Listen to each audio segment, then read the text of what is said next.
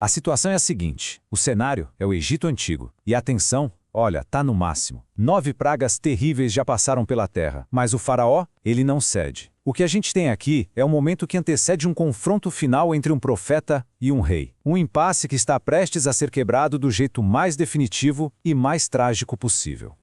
E tudo começa com esta promessa. O texto já deixa bem claro, essa não é só mais uma praga na lista, não. É a última, a decisiva, aquela que vai garantir, sem nenhuma dúvida, a libertação do povo de Israel. As apostas, nesse ponto, não poderiam ser mais altas. Ok, vamos entender isso melhor. O que foi dito ali não era uma simples ameaça, era um ultimato. Essa seria a praga final, pensada para quebrar de uma vez por todas a resistência do faraó. E aqui, as palavras usadas na fonte são muito importantes. Não é dito apenas que o faraó os deixará ir.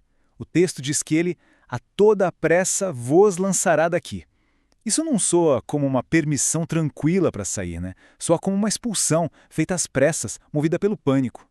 E essa diferença é fundamental para entender o que está por vir.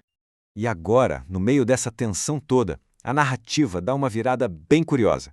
Um pouco antes dessa catástrofe ser anunciada, os israelitas recebem uma instrução bem estranha, algo que parece não combinar nem um pouco com a gravidade do momento. A instrução vem em 2 partes. Primeiro, cada um deve pedir aos vizinhos egípcios objetos de prata e de ouro. E o resultado? Bom, o texto diz que o povo ganhou a simpatia dos egípcios. Na prática, isso soa quase como um pagamento, uma reparação por todas as gerações de trabalho escravo sem remuneração. Mas, peraí, como é que um povo escravizado simplesmente pede e recebe tesouros? A fonte nos dá o contexto que faltava. Moisés não era qualquer um ali. Ele era uma figura muito grande na terra do Egito, respeitado tanto pelos oficiais do faraó quanto pelo povo. A reputação dele deu o peso necessário para esse pedido.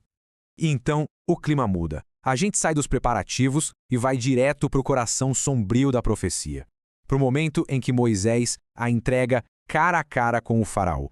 A profecia já começa de um jeito de arrepiar, à meia-noite. O ponto mais escuro da noite. Não é uma ameaça vaga, é um evento com hora marcada, o que, claro, aumenta a tensão de uma forma absurda. E o alcance dessa praga seria total. Não ia poupar ninguém. Desde o primogênito do faraó, o herdeiro do trono, até o primogênito da serva mais humilde. E mais, se estenderia até os animais. Ninguém, absolutamente ninguém, estaria a salvo. A consequência disso seria um grande clamor em toda a terra. Um luto nacional de uma proporção nunca antes vista. Um som de angústia que, segundo a profecia, jamais se ouviria de novo na história do Egito. Isso nos leva ao ponto central de tudo isso. O objetivo do evento não era só punir, mas criar uma distinção, uma diferença clara, sobrenatural e que ninguém pudesse negar. E o contraste é poderoso. De um lado, no Egito, um lamento ensurdecedor. Do outro, em Israel, um silêncio tão profundo, mas tão profundo, que o texto diz que nem mesmo um cão moverá a sua língua. É a imagem da paz absoluta no meio do caos total.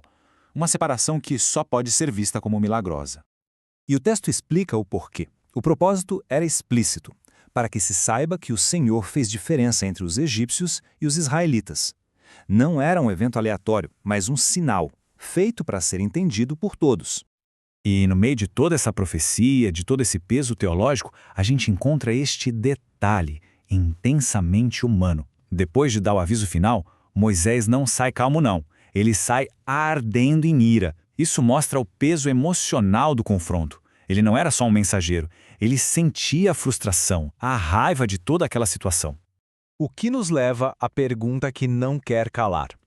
Depois de tudo o que aconteceu, de 9 pragas, por que o faraó ainda se recusava a ouvir? A pergunta é essa mesma. O que poderia levar a tanta teimosia diante de um desastre que já estava anunciado e era praticamente uma certeza? A lógica humana parece que não se aplica aqui. A fonte, então, nos oferece uma explicação teológica. A recusa do faraó é apresentada como parte de um plano maior, algo que permitiria que mais maravilhas divinas fossem mostradas ali, na terra do Egito. E é assim que a passagem termina. Apesar de todos os sinais, dos avisos e até da ira de Moisés, a vontade do faraó continua lá, firme. O texto atribui isso diretamente a uma ação divina, que teria endurecido o coração dele garantindo que a praga final acontecesse exatamente como foi profetizado. E a gente termina com essa reflexão. Essa história antiga levanta uma questão que continua super atual e complexa. Quando a recusa de um líder em ceder leva uma nação inteira para a catástrofe, onde é que fica a responsabilidade? É uma pergunta que ecoa muito além dos tempos do Egito Antigo.